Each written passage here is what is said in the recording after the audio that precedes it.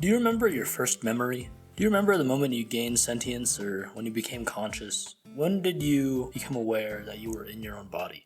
During this period, in psychology, children start to become more aware of their own thoughts, feelings, and actions and stuff they do, along with how they're perceived and viewed by other people. They might start to develop a sense of self-identity and self-image, which can change and influence their behavior and interactions with others. Now, when is the moment you became aware that you had no motion, and when did you learn that you in fact did not have that shit on? Fashion is just like gaining consciousness, isn't it? Do you remember how easy it used to be? You just wake up, go to your closet, then fish for a shirt and a pair of pants. You wouldn't even look half the time. You just reach in and pull something out. And whatever it was, you just put it on and that was your fit for the day. You had no concept of complementary colors or proportions. Who cares about layering? And who needs correct sizing? Because you're gonna grow out of it anyways. Shoes? I'll just wear whatever my mom bought me from Ross at the beginning of the school year. It was that easy. So when did you become aware? Because now I wake up and look at my closet stressing over what I'm gonna wear, imagining how I look in every possible scenario that I could end up in. You ever been late to work because you couldn't decide which shirt pants combo you're gonna wear? I'm out here actually simulating everything that could happen and what the optimal fit would be for each scenario. It could be so much easier. It could be so much simpler just to be like, well, I'm going to the store for 5 minutes. Don't really need to look good or dress up for that. But there's that part of my brain that's like, hold up. Wait a minute. What if your soulmate's actually at the neighborhood Walmart? And what if she's perusing the supplements aisle when you go buy your restock of chocolate protein powder? Then I go, you know what, brain? That's a good point. You're right. Got me overdressed and trying to buy Monster Energy and Sour Punch straws just to talk to 0 women. And if I'm unable to aura farm when I'm out, then I should have just stayed home.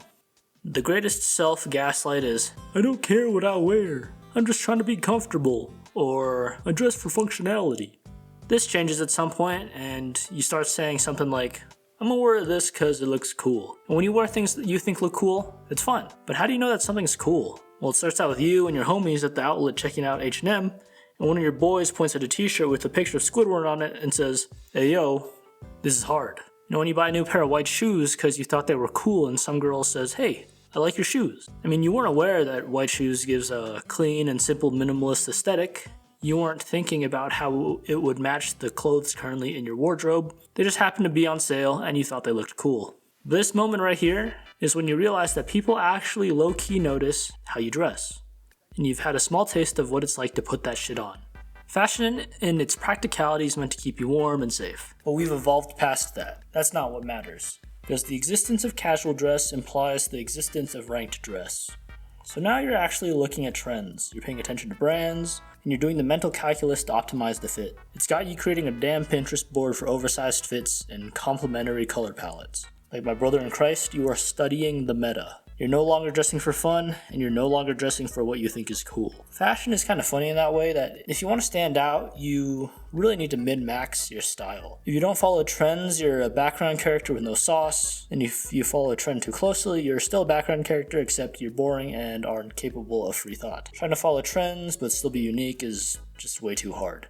You see Carl here? You think Carl Dixon, the 4th year mechanical engineering student, cares that he dresses like an NPC? He's actually wearing a yellow polo shirt, straight cut jeans with Skechers running shoes, carrying a 1-ton backpack that is being stretched to its limit. All he cares about is getting above 37% on his next fluid dynamics exam. He doesn't care he's the symbol of engineer core, because he doesn't even know what core is. And guess what? He's happy. On the other end, you have Andre Fortiche, who is not only aware, rather, he's enlightened. He transcended trends. He has become the concept of fashion. Andre has reached the divine equilibrium, being both avant-garde and vintage at the same time. He doesn't concern himself with the affairs of mere mortals like us. He's walking down Fashion Week wearing 4 shirts, a dress, and has traffic cones for shoes. Wearing whatever he wants. And guess what? He's happy. This really is accurate, isn't it? It would have been so much easier if you hadn't gained fashion sentience and you didn't become fashionably literate. You're stressing over your next fit and your wallet is begging for mercy. You're waking up and dressing yourself with a purpose, and that purpose is that you gotta have that shit on because you can't be dying in a car accident looking like an NPC.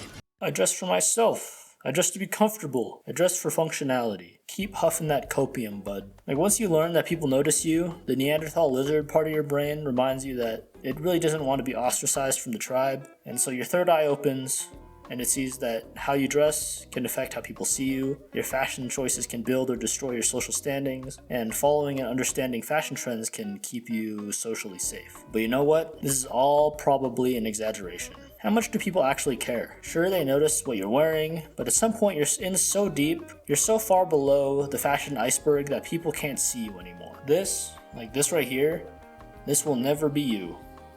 Never again. This is when it used to be so easy. Whoever said that ignorance is bliss was really spitting. But now that you've become fashionably literate, it's impossible to go back to what you once were. Like, devolving just isn't gonna happen, and it is what it is. The only way to move is in this direction. So you might as well have fun, spend some money, and put that shit on.